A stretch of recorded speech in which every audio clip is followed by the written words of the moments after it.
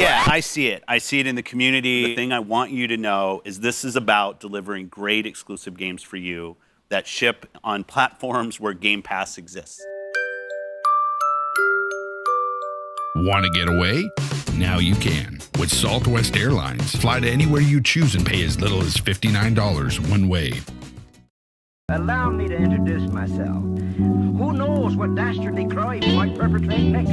He's a very clever arch criminal who must be put away. Another innocent victim of this homicidal maniac.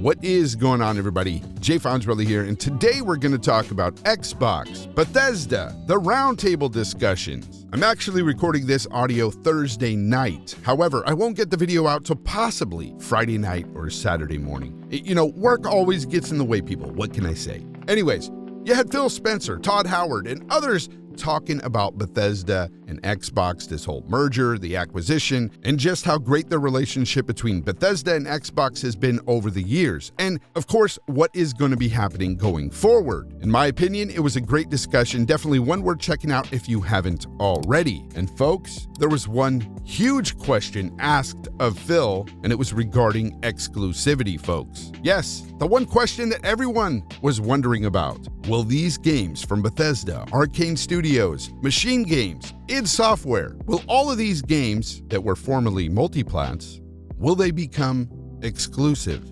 And this is what Phil had to say on the matter. One of the biggest ones, Phil, is this question about exclusivity and how you think about that and how that's going to work with Bethesda. Yeah, I see it. I see it in the community. I listen to the podcasts and all the questions. So I'm going to try to be as clear as I can because that's what I just think it's fair. So obviously I can't sit here and say every Bethesda game is exclusive because we know that's not true. There's contractual obligations that we're going to see through, as we always do in every one of these instances. We have games that exist on other platforms, and we're going to go support those games on the platforms they're on. There's communities of players. We love those communities, and we'll continue to invest in them.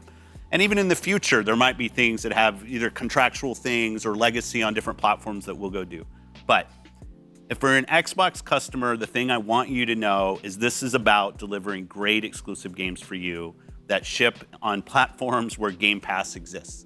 And that's our goal. That's why we're doing this. That's the root of this partnership that we're building and the creative capability we will be able to bring to market for our Xbox customers. It's going to be the best it's ever been for Xbox after we're done here. I gotta tell you folks, this is exciting news. This is not only good for Xbox gamers, this is good for gamers in general. This is really good for the industry. Hold up, I've just been sent something, and if this is real, we've got an interview with Jim Ryan, head of PlayStation, his response to Phil Spencer saying that all future Bethesda titles will be Game Pass exclusive.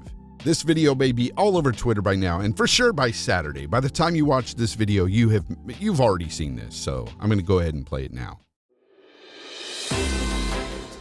I don't give a For some reason, I'm not getting the video on my end, but I heard the audio, and it didn't really sound like Jim to me, so it may not be. Take this all with a grain of salt, folks, that was Jim. It might not be, but if that was, holy crap is he pissed. But getting back to what I was saying beforehand, this is a good thing for the industry. For example, think about Tencent, PlayStation, hell, even Stadia.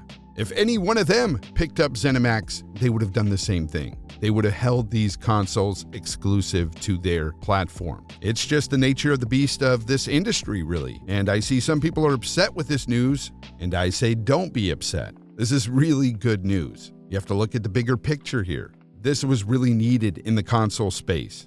This is competition, plain and simple. Dare I say that Xbox is now competing like we haven't seen them since the 360 era. It's that big. And I know there's a lot of you out there that say, oh, Bethesda, they bring out nothing but broken and buggy games. Which they do push out a lot of buggy games, I admit. However, there's a lot of good games to be had there. They not only develop games, but they publish games. Games like Doom. Doom Eternal was a fantastic game. And remember, you got Machine Games, you got Arcane Studios, id Software.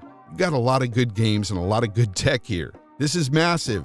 There's no downplaying this. And this is huge for the industry. Period. Competition is key for the industry to thrive, to push innovation.